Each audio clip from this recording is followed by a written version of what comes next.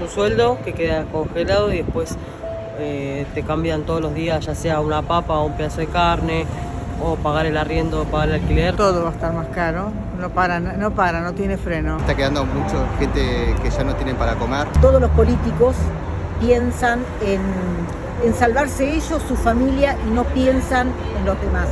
No me siento representada. No sé cómo lo van a solucionar, no creo que lo solucionen. Todo lo que vi hasta ahora se tapan uno tras otro, uno a otro. No lo veo. No, va a estar igual todo. There are 3 leading candidates for Argentina's presidential election in October.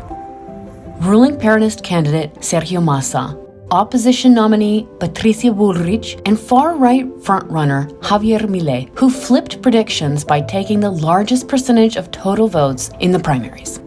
All 3 are significantly more fiscally conservative than the ruling duo of President Alberto Fernandez and VP Cristina Fernández de Kirchner, indicating an upcoming shift to the right, and with it, a peso plunge, higher prices, and growing poverty are expected. Ningún candidato promete algo distinto. None of the candidates can promise things will get better. Economist Juan Kornblit Nadie told me. dice esto va a ir mejor, esto vamos a ser un país que va a crecer. No one can promise Todo el mundo growth. te dice, The only thing they can say is save yourself if you can. Milei, if he pulls off the upset, has promised to implement his chainsaw economic plan, which includes blowing up the central bank and officially dollarizing Argentina. In essence, handing the nation's monetary policy to the central banking system of the US.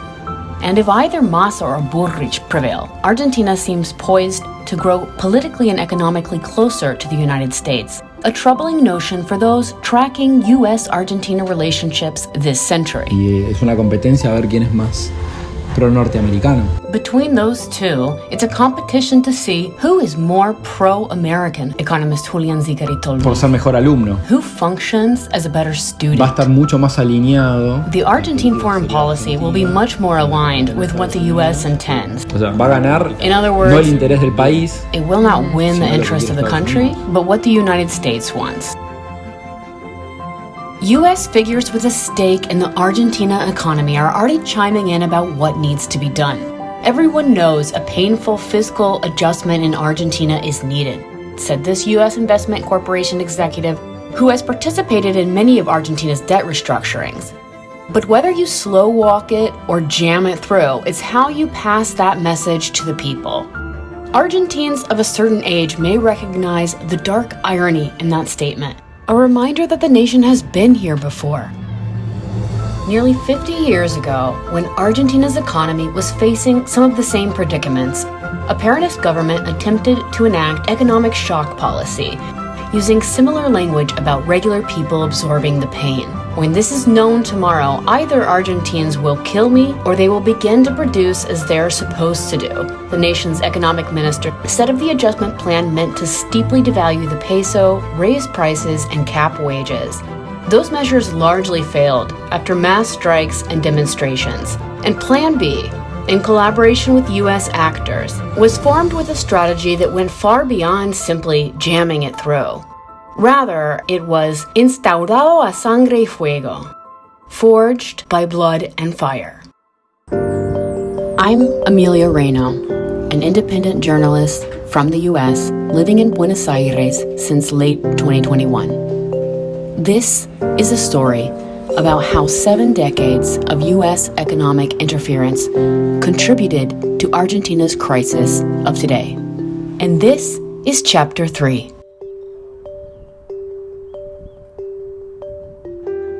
In 1973, Juan Perón, previously deposed in the 1955 U.S.-assisted coup, returned from 18 years of exile and was re-elected president. But he came back to a country much different than the one he had left. Though the very mention of Peronismo, the party formed from his name, had been banned by military governments, the movement swelled and mutated underground. An extreme right faction with alleged ties to the CIA formed death squads and targeted an entrenched Peronist left wing that had armed itself, beginning a series of violent clashes. On the day Perón arrived to Argentina from exile, the left-wing rally greeting him at the airport ended in tragedy when snipers opened fire on the crowd, killing 13 and wounding hundreds more.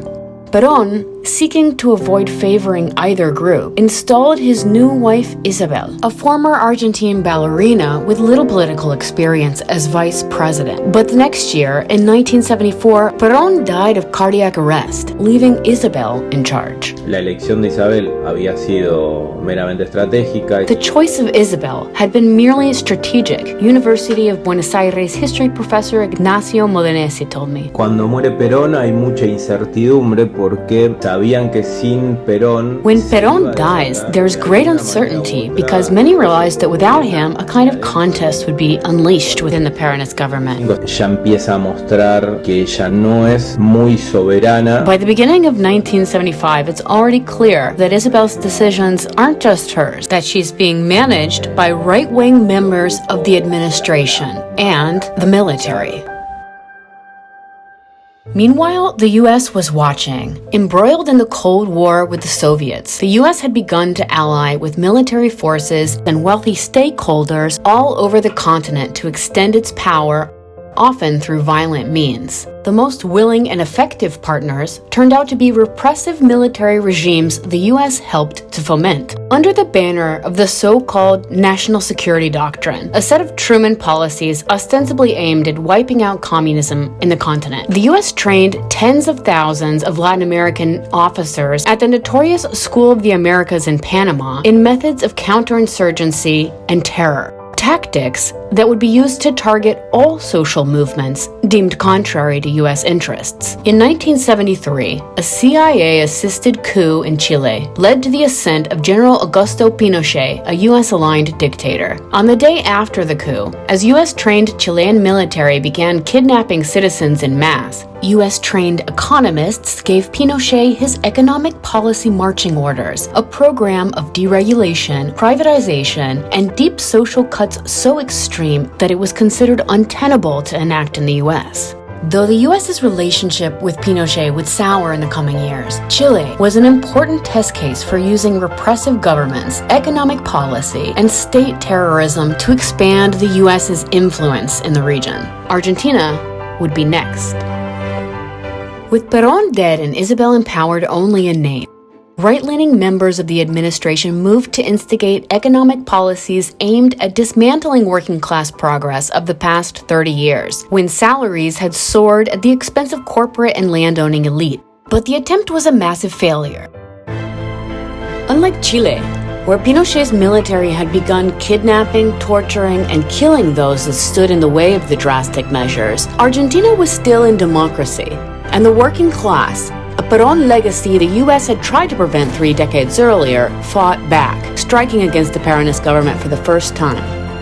The Argentina military attempted to short-circuit the revolt by kidnapping organized leaders, but the scale was too small. With major sectors of the nation shut down in protest, the plan was undermined by salary renegotiations, and those associated with it were forced to resign or even flee the country. The workers' victory, however, wouldn't last long. Argentina's far-right agitators and their U.S. allies shifted from economic restructuring to a less subtle Plan B: regime change. As CONICET researcher Leandro Morgenfeld writes, large U.S. banks and the IMF withheld loans already approved for Argentina in the final months of the chaotic government of Isabel Perón to encourage its agony and boost the coup sectors. Declassified documents show the U.S. was in direct contact with the coup plotters, signaling their support for a military takeover. And in the early hours of March 24, 1976, the military finally moved, seizing the government from Isabel, who was arrested and placed under house arrest. A new military junta was in Casa Rosada, and Argentina's darkest chapter had begun. In Chapter 4, the terror that followed.